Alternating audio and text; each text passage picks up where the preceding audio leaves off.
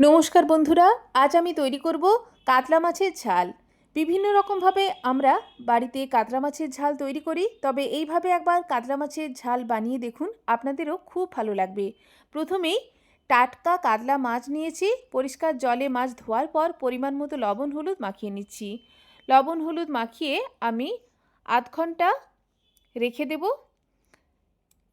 এরপর আমি একটা প্লেটের মধ্যে কাতলা মাছের পিসগুলো নিয়ে নিচ্ছি। 4টে মতো কাতলা মাছের পিস নিচ্ছি।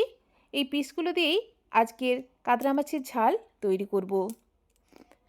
আমি সরষের তেলের রেসিপিটা করেছি, আপনারা আপনাদের পছন্দ মতো যে কোনো তেলে তৈরি করতে পারেন। প্রথমে একটা মশলা বানিয়ে নিচ্ছি। মিক্সিং জারে প্রায় 2 চামচ মতো পোস্ত নিয়েছি।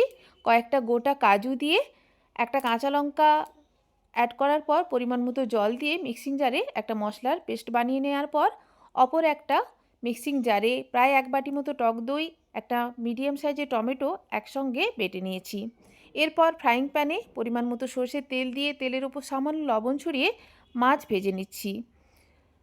মাছ ভাজার অবশিষ্ট তেলেই 1 চামচ মতো কালো জিরে ফোড়নে দিয়ে কেটে রাখা পেঁয়াজ দিয়ে পরিমাণ মতো লবণ দিয়ে পেঁয়াজ একটু ভাজা হয়ে এলে আমি 1 চামচ মতো থেতো করা রসুন আদার পেস্ট দিচ্ছি। রসুন আদা থেতো করে দিলেই একটু বেশি ভালো হয় বলে আমার মনে হয়, আপনারা চাইলে পেস্টও ব্যবহার করতে পারেন। এরপর গ্যাসের ফ্লেম লোতে রেখে মিক্সিং জারে বেটে রাখা টক দই ও টমেটোর পেস্ট দিচ্ছি। ঢাকা দিয়ে আমি টক দই ও টমেটোর পেস্টকে সুন্দর করে কষিয়ে নিয়েছি। অবশ্যই খুব ভালো করে কষিয়ে নিতে হবে যাতে করে টক দই ও টমেটোর কাঁচা গন্ধটা না থাকে। খুব ভালো করে কষানো হয়ে গেলে দিয়ে দিচ্ছি সবশেষে কাজু বাদাম ও পোস্তর পেস্ট।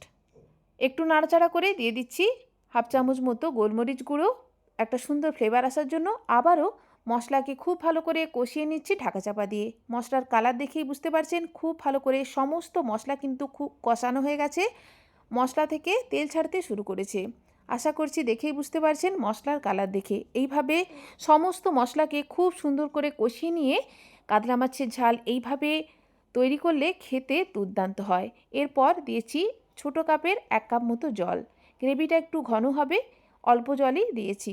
এরপর ওপর থেকে ফ্রেশ ধনেপাতা ছড়িয়ে ভালো করে ধনেপাতা গ্রেভির সাথে মিশিয়ে নিয়ে সব শেষে দিতে হবে ভেজে রাখা মাছ।